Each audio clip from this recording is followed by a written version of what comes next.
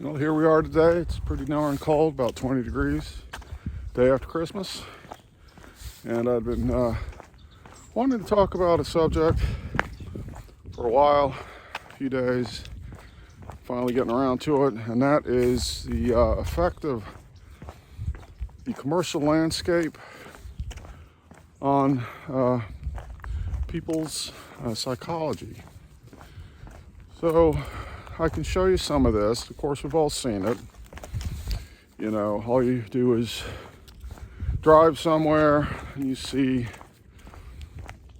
basically, you know, shops, retail, strip malls, gas stations, you know, all these things. They're everywhere. We sort of take them for granted as being part of the landscape.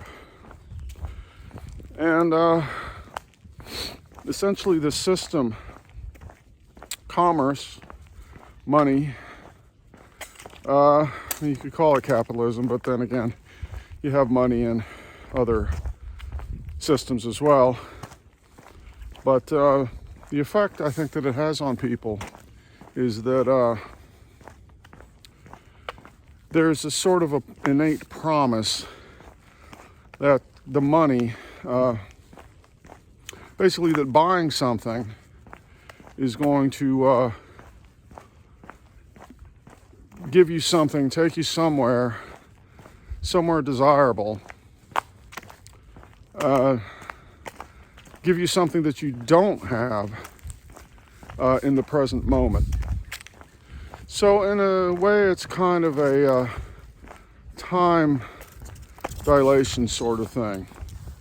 And what I mean by that is that, you know, mainly the commercial landscape, there's not much of a reference to the past.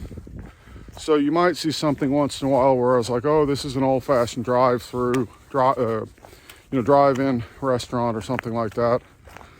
But mainly, you know, aside from small hints of nostalgia like that, that's not what it's about at all. And I mean, for example, I used to, for years and years, you know, I read a lot of books, collect books and things. So for years and years, you know, if I were driving somewhere, especially somewhere I hadn't been before, some part of the country, I'd be actively looking for bookshops, you know, used bookstores. They used to be everywhere. Well, they're not anymore. And of course, you may know why.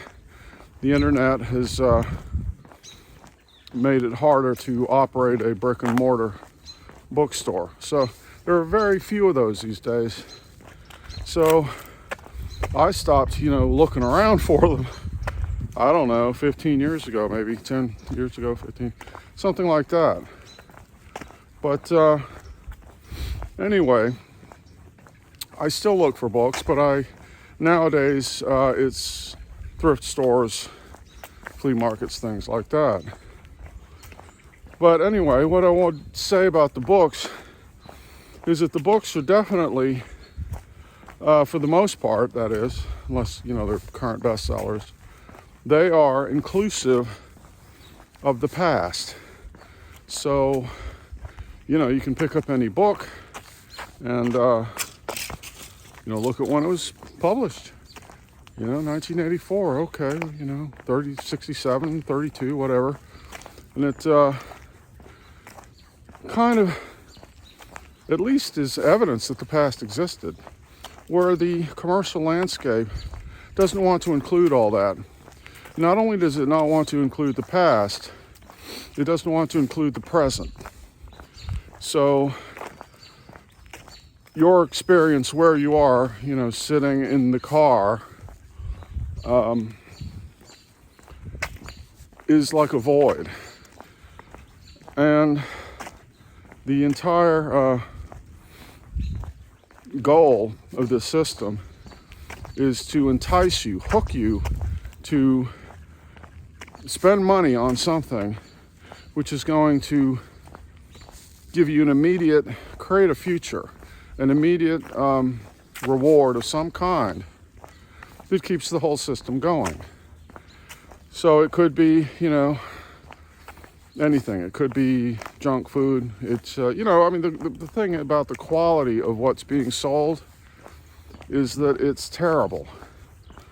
The food is designed to affect your body in such a way that you'll keep coming back over and over again. Fats and sugars, things like that. Obviously, gasoline, you have to keep coming back, getting that over and over again. But it's a very strange situation because it's not living a complete life in a perspective of time that is inclusive. And by inclusive, I mean, take for example, Aboriginal people, especially Australian Aborigines, which I have read a good bit about. I just got a new book about them for Christmas. And they didn't consider themselves to be living in a sort of a linear time system like we do. They saw themselves as living in eternity, all time, all past, future.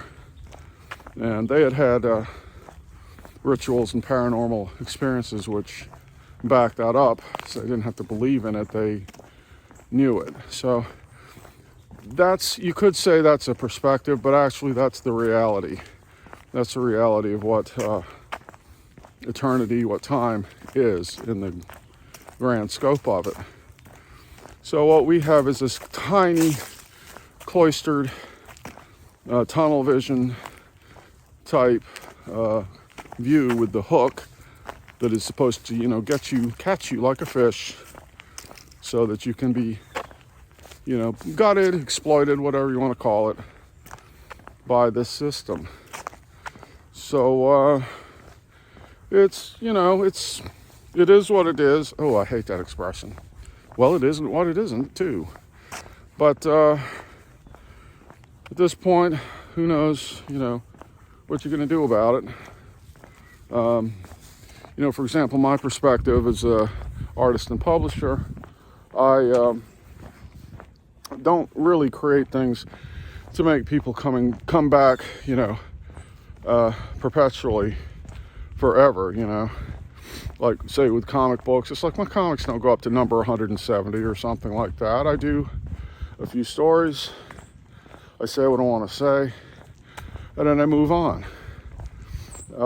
So my comics rarely go. I think the longest series I've done is maybe 7 issues, and in those issues I had a wide variety of story types and scenarios and things like that. So it was a little confusing for the readers, but oh, here's issue number 3, we're going to take you somewhere completely different.